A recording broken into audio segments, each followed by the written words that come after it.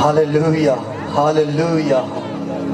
तेरी तारीफ हो कि गुनाहों की, बीमारियों की, लाचारियों की, तमाम क्राइम की जो लिस्ट मेरे नाम पर थी, आपके नाम पर थी, उसने हटा दी और किताबे हयात में नाम लिख दिया। और कहता है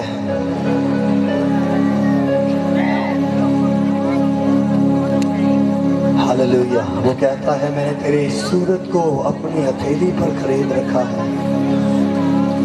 यहां से उसे कोई भी, क्योंकि उसका हाथ छोटा नहीं हो गया कि बचा ना सके, उसका कान भारी नहीं हो गया कि सुन ना सके, उसके हाथ से कोई भी आपको छीन नहीं सकता। मल के सिदक सालम के खुदा, यहूदा के कबीले के शेरे बबर, यसु बादशाहों के बादशाह, हम सब के हाथों को हर एक आजमाइश, झूठ, बदी, फरेब, धोखे से लड़ना